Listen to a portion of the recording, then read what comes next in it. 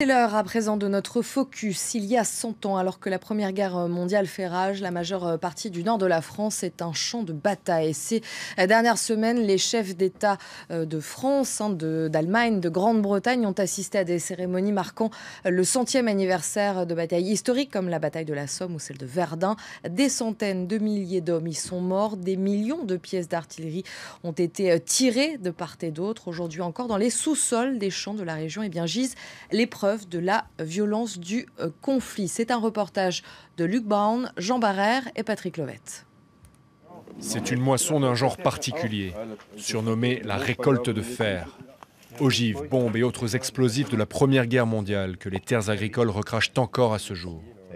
C'était des munitions qui ont été découvertes à la plantation des pommes de terre. Voilà, donc c'est les machines qui travaillent la terre et qui plantent les pommes de terre. Donc elles mettent à jour ces munitions-là. Donc elles ont été récupérées. Et puis on a à peu près, même le double à peu près à la récolte des pommes de terre. Chaque année dans cette zone proche de l'ancienne ligne de front, ce sont 50 tonnes d'obus qui sont déterrés. On est habitué. Hein. Chez nous, on est habitué de... Depuis, ouais. Puis dans 20 ans, 30 ans, on en trouve encore. Ouais. On a pour 500 années de travail. Hein. Ah oui. Un demi-millénaire pour effacer les traces de 4 années de guerre, 100 ans en arrière. Alors pour faire face à un tel volume, une telle densité d'explosifs, l'équipe de démineurs doit travailler avec des outils simples, faciles à transporter. Il faut pouvoir creuser, extraire et déplacer des engins de mort qui, pour la plupart, sont encore actifs à ce jour. Alors ça, c'est un obus allemand. Donc, donc ils étaient là. De la Première Guerre mondiale. Mais donc il n'a pas été tiré celui-là. Non. Celui-là, non. Ces bois ont en effet abrité à l'époque un dépôt de munitions allemand. Presque tous les obus trouvés ici n'ont jamais été tirés. Tant qu'on n'y touche pas, elles peuvent rester encore une centaine d'années, il n'y a pas de souci. Tant qu'on n'y a aucune action humaine sur la munition. Bon, après, on peut aussi avoir des transformations internes et qui peuvent faire exploser spontanément la munition. Ça peut arriver. Le nombre d'obus tirés pendant la Grande Guerre se compte en millions d'unités.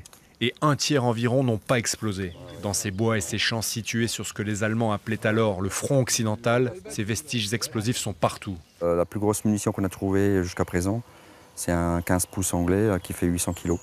Mais bon, celui-ci, il fait une centaine de kilos. C'est du courant. C'est courant, ce qu'on trouve. Des charges lourdes qui doivent pourtant être déplacées manuellement avant d'être regroupées dans un site sécurisé. Et puis, danger supplémentaire, il existe en plus des obus conventionnels, des munitions chimiques contenant des gaz de combat rapidement mortels. Il y a des odeurs qui vont nous alerter, des odeurs qu'on va sentir tout de suite, parce qu'on a 4 minutes pour réagir lorsqu'on est en contact de ces agents chimiques. Ces armes chimiques sont stockées puis détruites par des spécialistes de l'armée française. Dans le cas des explosifs plus communs mais trop instables pour être déplacés hors site, les démineurs s'en chargent. Voilà, ça nous arrive assez régulièrement. Donc celle-ci, il est hors de question de la mettre en dépôt de munitions, en dépôt, et où il y aura une manipulation ultérieure sur cette munition. Donc on préfère la détruire pour garantir la sécurité des démineurs. Attention pour le tir. 3, 2, 1, feu! Un travail qui, dans ces campagnes, n'est pas près de s'arrêter. À quelques kilomètres en retrait de ce qui était la ligne de front, voici un autre endroit où la présence de la Première Guerre mondiale se fait encore ressentir. La cave d'une bâtisse, où des soldats britanniques et australiens venaient parfois se reposer lorsqu'ils ne combattaient pas au front.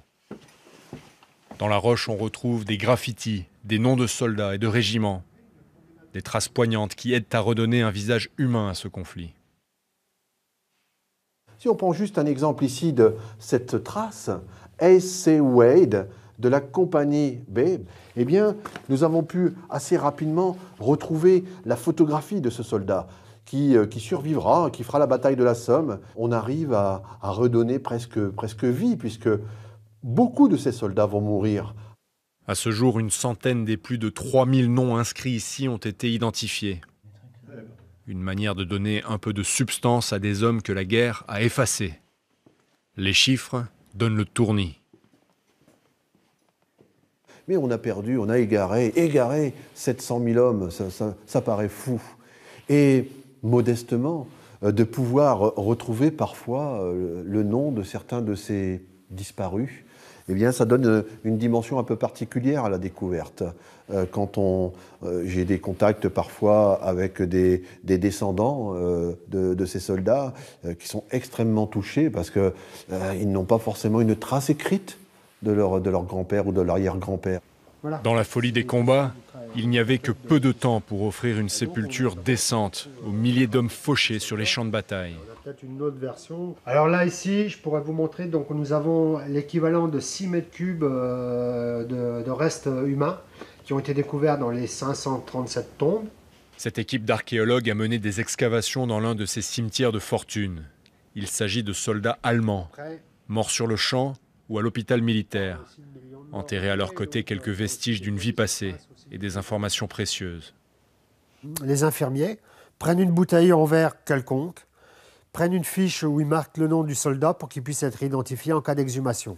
Donc nous avons l'exemple ici d'une bouteille que nous avons coupée pour récupérer le message, où apparaît le nom du soldat, sa date de naissance et sa date de décès. Des ossements qui à eux seuls racontent l'intensité des batailles. Les chances de survie y étaient extrêmement limitées.